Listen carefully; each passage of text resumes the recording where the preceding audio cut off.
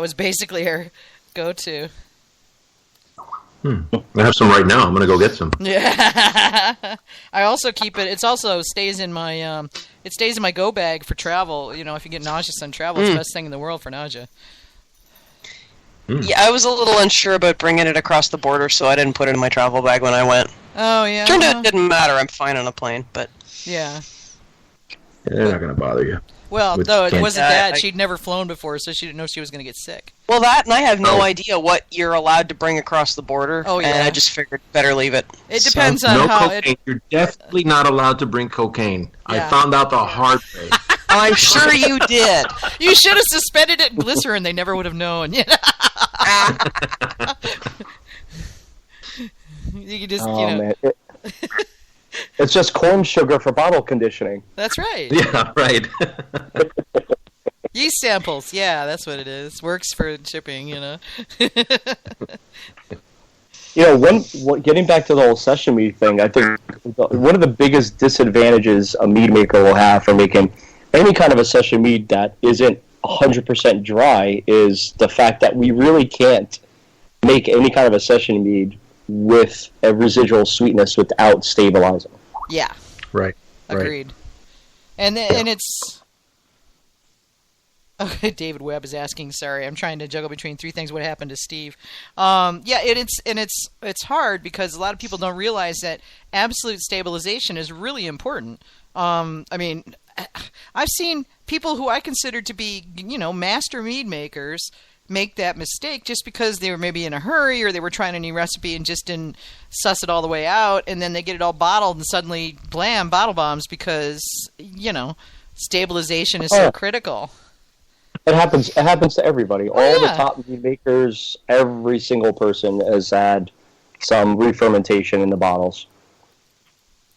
Yeah, it's tough. It's tough. And the session mead side of things, it's even tougher because you can't really rely on the yeast getting up to it. Oh, that was weird. Sergio, you just went all like weird sounding. All right, are you back now? Yeah. If you're going to get like that, Sergio, you can just leave, okay? Jeez, Jersey. It's Skype's fault. Oh, jeez. But it's really tough to do that. I mean, it's you really can't leave any sweetness behind without proper stabilization. And it's with the session mead stuff, like I was saying before, it sounded like it did a demonic possession there. Yeah. It's even more difficult because you're not going anywhere close to any kind of yeast alcohol tolerance. Right. Wait. Is it better to just let it go dry and then maybe back sweeten, like for a home guy in his garage next week? I don't know. There, Manny. But he's asking for a friend. Right. Yeah. It's possible, but it's I don't know. I'm a big fan of designing a recipe that ends the way I want it without having to do anything afterwards, like adjust any acidity or sweetness or anything. Right. I mean, you could very easily do that. You're still going to have to stabilize anyway, regardless of... Yeah, you gotta, right. No matter if you're going to add sweetness back to it. But, it's pretty challenging. I mean, on the commercial side, whatever, if you have the right equipment, it's a little bit easier because we could cold crash at the final gravity we want, so we always hit the same exact final gravity. Then we can, keep a cold crash, let it settle out as much as possible. We can filter all the yeast out, then we can stabilize it on top of it. If you have the equipment, it's a lot easier. On the home side of things, you can still do it. It's just a matter of, you can't stabilize something that's actively fermenting. That's like, I think, the biggest tip there. You'd be amazed at how many people think you can, though. Yeah. You got to stop it one way or another. The easiest way is to cold crash it. Just cold crash it. Bring it down. It's also amazing how many people think a cold crash kills the yeast. Yeah. All it does is stun them long enough to get them out of there, It's just hitting the pause button. It doesn't actually stop them. Yeah. So many folks believe that, though. They believe that cold crashing kills the yeast. We see that on our mead maker form all the time. And yeah. Yeah, Got Mead. It's a constant question on Got Mead, too. It's like, so cold crash and then I'm done, right? Wrong. Cold crash, stabilize, then you're done. Yeah. Or cold crash filter. Then Well, and then there's the ones, okay, and this is the really interesting thing. Then there's so many people who think they want their mead to be quote-unquote pure, okay? So least amount of chemical interference. All right, I get that. Mm-hmm. But the thing is that this is not chemical interference per se. This is making good beverages. This is making it properly and in such a way that it's sustainable and perpetuatable, you know? I mean, if you're trying to make it sweet without chemicals, then what you need is something with a lower alcohol tolerance and just duck feed it till it taps out. Right. Or, as Sergio was saying, design your recipe so that it stops where you want it to. Yeah, and that's the thing that a lot of people don't get. They just throw the yeast at it. I don't know if anybody was watching the "What is your favorite yeast and why?" Go conversation on Mead today, which actually turned out, as I hoped it would, to be a really good conversation. A lot of people jumped in, and I've learned some things, and I know other people have learned some things, because I don't know every single yeast there is. I've got my favorites just like anybody else does, but how many people don't realize that you can choose your yeast to help you get to where you want to be, you know? Yeah, but in the case of a session mead, you're not going to. I don't know of any yeast that at least any mead yeast that we use that stops at 5, for example. Yeah. I mean, even bread yeast is good to 10 or 12. Right, yeah. but the thing is there are some that are going to tap out more easily. With when you cold crash them, with manipulation, basically, yeah. So you have to make good choices there. You can't just go UC 1118 go. You know, I mean, you just. I'm pretty sure that even that will just kind of go nah. If you try to cold crash it, it'll just sneer at you and keep eating the honey. You know. I think it'll eventually stop. Yeah. Because, it does have its limits. But it's like trying to stop an 18-wheeler with, with a feather. With a feather, yeah, exactly. So, tough. On the homebrew side of things, I never ever had a batch re-ferment, in the bottles. But then again, I was only making 5 gallons at a time, and 5 gallons goes rather quick. Right. But then when we started making mead at Melovino, all of a sudden, I came into the meadery scene thinking, well, I never used sulfites, I never filtered at home. Why am I going to do it commercially? And I quickly learned the hard way. One of the first 5 meads that we released started re-fermenting about 5 months later. And it kind of seemed like any time we did have any kind of an issue with that, it always happened a few months later. So it was.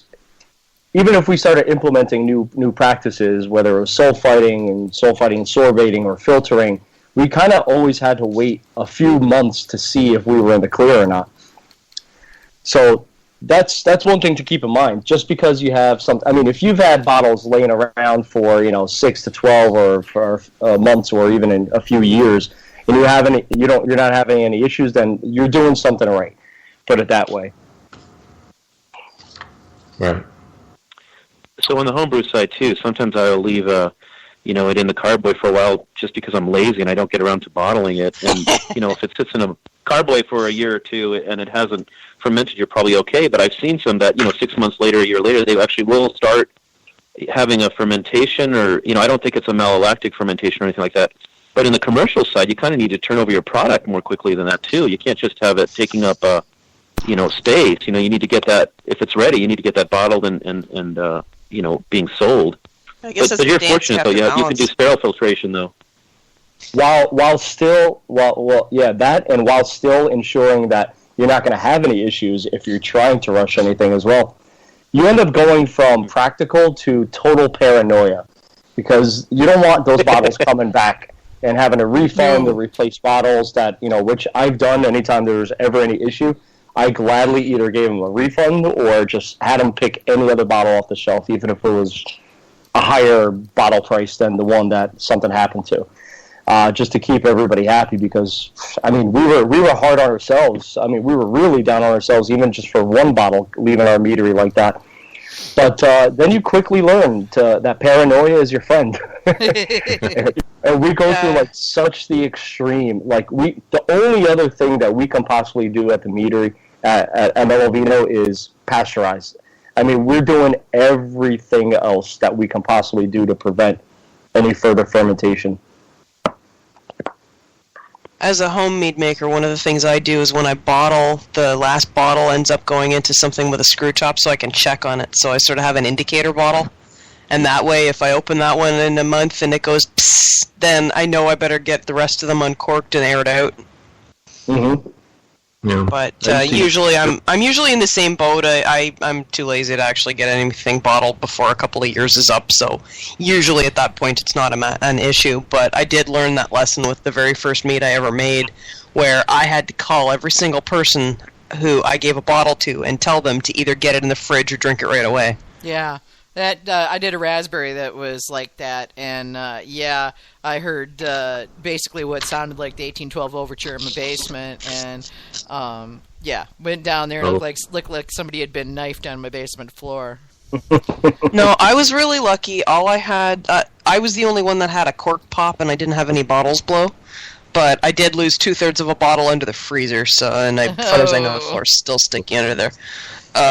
But yeah, And I had one go, and I had, I had a friend who called me up and said, hey, this stuff's fizzy, and I'm like, uh-oh. So, I learned my lesson with that one. That was one that I bottled after, I think, only about 6 months. So now, if I don't stabilize it, it's in the carboy at least a year. Yeah. A lot of mine get left long.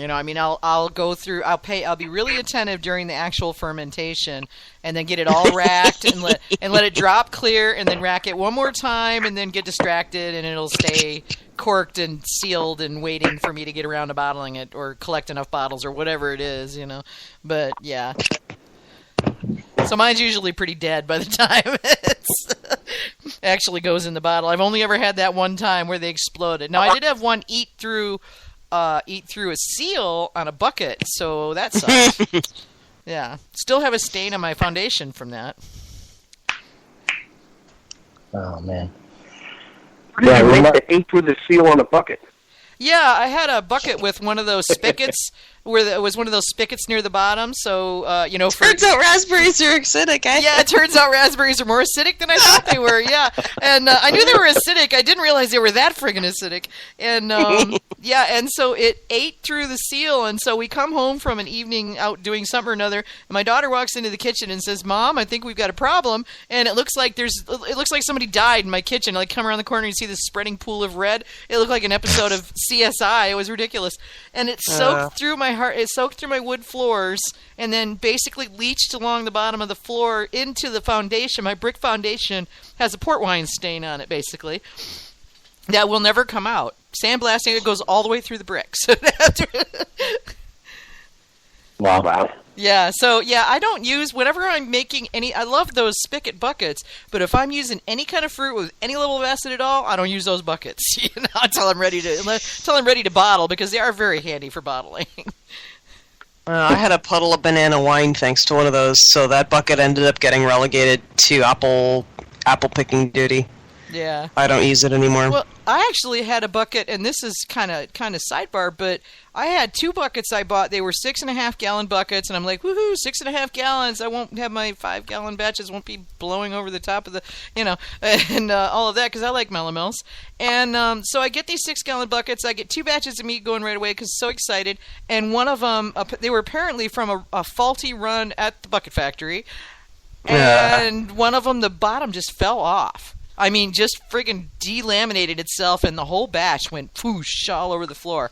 I was days mucking that stuff up, and my husband was not amused. And so I call up my brew shop, and I'm like, dude, what the heck? And he's like, oh, yeah, there was a bad run of buckets. And I'm like, and you didn't think to give me a call? So, yeah, it was not amusing. But they did replace the buckets for free, which, of course, they should have. But, I got the second one, which hadn't delaminated yet, immediately racked into something else, Jeez. But I'm lucky I haven't had a bucket failure, but I've had a couple of leaks from, things fermenting when I didn't expect them to, or, just not paying attention when things were doing their thing. Re-fermentations suck, man. That's, yeah. So, I think I've only really had 2 or 3 corks pop so far, because once one happened, then I decorked the rest of them and let them air out a bit. Sergio, when you're stabilizing, or you're cold